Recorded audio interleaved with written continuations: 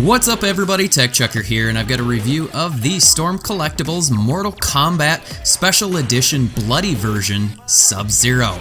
Now you're probably wondering, where's the figure? You've got the package spinning around in circles, but there's no figure inside.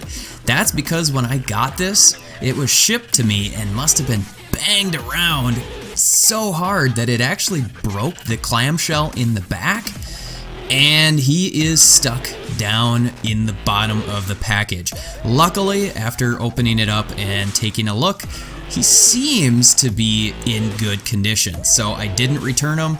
We're gonna take a risk and keep this. So let's go ahead and crack the rest of this thing open and take a closer look.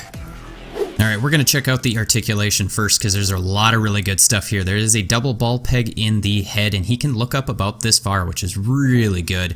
He can look down pretty much all the way down, which is great. And then you've got some added neck articulation, which lets him get a little bit further.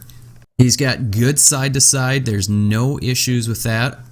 And then there is a fair amount of tilt just in the head alone. He's got a he's got a pretty good amount of tilt just with the head, but add in what he can do with his neck as well, and there's just a huge amount of range of motion here. Really like this. It's really cool. Moving into the shoulders, he's got a ball hinge, and this particular one is a little bit loose, but it still works. He's got full rotation of that shoulder, no issues with that whatsoever, aside from it getting caught up a little bit, but that's not a big deal. He does have butterfly joints, and those work fairly well. Not super amazingly well, but good enough going forward. So you can see he can get that arm about like that, and then he can get his other arm. So you can make him cross his arms for the most part.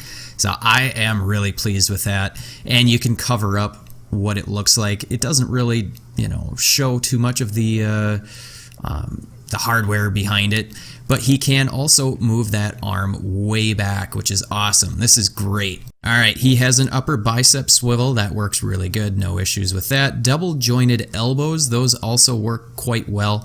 No real issues. Can get that well over 90 degrees. And then in the wrist, there is a ball hinge. And if you can get it lined up just right without popping the hand off, he's actually got a pretty decent amount of range of motion. Yeah, see, mine pop off really easy, but they pop back in. My wrist forearm pad keeps coming off, but it's still pretty easy to get that popped back in, and then you can go ahead and see that you can get quite a bit of range of motion with the wrists there, so I'm really pleased with that. All right, moving into the torso, I honestly am quite amazed with the range of motion that we get with the torso, and it actually reminds me of the one Figma figure that we've got, that I have, the Goro Inagashira. But basically he is able to crunch forward this much, which is amazing. That is so good. And then he can arch his back, if I can get that lined up just right. He can arch his back an amazing amount as well. I believe it's some sort of double ball peg or something. You can see there's a big gap there, but you can kind of move him a little bit so that that closes up. And his chest is really just like a soft rubbery plastic. He can rotate side to side, which is great. No issues with that. He can kind of do some side crunching, and then you just kind of push these shoulder pieces back into position. So that's really cool. I'm really pleased with all of that articulation. There is also waist articulation. It's a little bit harder to activate. It's kind of a ratcheted system, so I haven't been using that a whole heck of a lot. Moving down into the hips, this is amazing. He can do a full split. I mean, this is Van Damme stuff here. This is awesome. I love it. I mean, you can't ask for anything more than that. The only thing, I mean, he's not going to do feet flat on the floor, but that's a-okay. Kicking forward, he can kick forward quite a bit, about 90 degrees. Nothing's really getting in the way. That little rubber flap moves really easily. What is amazing here is his backwards kick. That's right. Look at how far that is.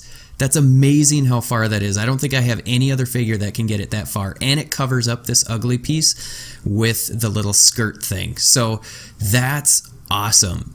Storm Collectibles did an amazing job with this. I love it. There is an upper thigh cut or an upper thigh swivel. It's a little bit limited, but I can certainly live with that. Double jointed knees, those work really well, and they're very smooth. The activation is very smooth. I like it. And then down in the ankle, this is also pretty amazing. There's a hinge with a ball peg.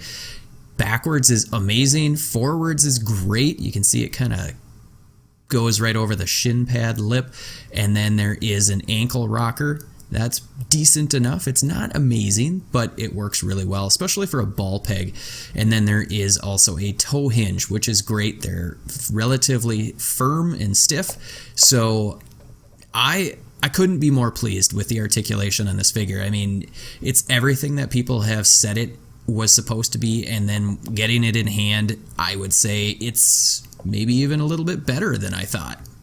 Okay, so this is the limited edition bloody version.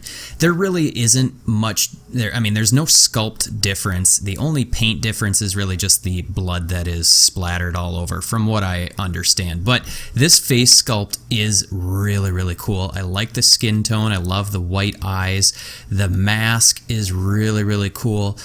I love the way that this looks. The hood is actually a soft rubber, which is pretty cool. I like that. I do think that the head is slightly small for the shoulders. It might just be because of the shoulder harness or whatever, but the rest of the body, I mean, the torso looks great. It's a soft rubber, as I noted already, but you can just see like the little texture on the edges. I just love it. You know, there's lots of little details and nooks and crannies. These cuff pieces or the forearm gauntlets are painted really, really nicely. They just look really great. I don't know. I couldn't be more pleased. You know, they added little accent dry brushing to give some of that a different look, and all of these pieces are kind of rubbery, so they get out of the way. There's a lot of wear and tear on like the knee pads and whatnot. I just love it. I think they did a great job. The sculpt is on point. There's lots of those little details. The feet, probably the feet are my least favorite. They're just kind of bland looking. I mean, I know they're supposed to be black, but I don't know, I felt like there could have been a little bit more to it. But the rest of this figure is great. I love the skin tone. I love the soft plastic, the kind of the rubbery stuff there. And this is cool. In the neck, if you pop that out, that's actually just a rubber separate piece covering the neck, and the shirt collar is soft, so it just slides right on in, and it gives that depth, which is really cool. I'm super pleased with it. The textures, the look, the colors, all of it just works really well. Okay, so Storm Collectibles touts these as 1/12 scale, and this guy, Sub-Zero, comes in at about 6 3/4, just shy of 7 inches. So he's actually a fairly good size or good height figure.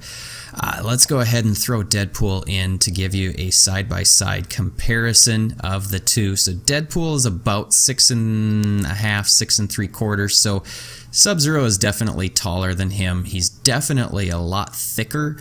And I would say he has a much more anatomically correct look because he's not so overly thin in the waist area and overly beefy in the shoulders.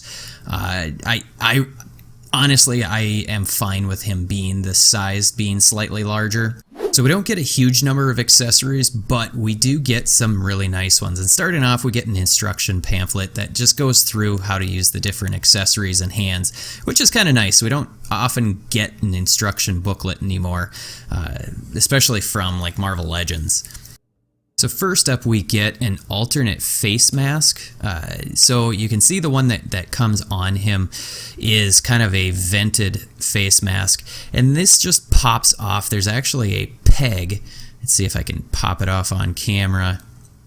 And when you pull it off, his face looks kind of freaky there's just this giant hole, which, yeah, that just looks really creepy. But this mask is nice. I really like the sculpt work, but you also get basically just this cloth version that doesn't have the venting. It's obviously supposed to be a fabric one.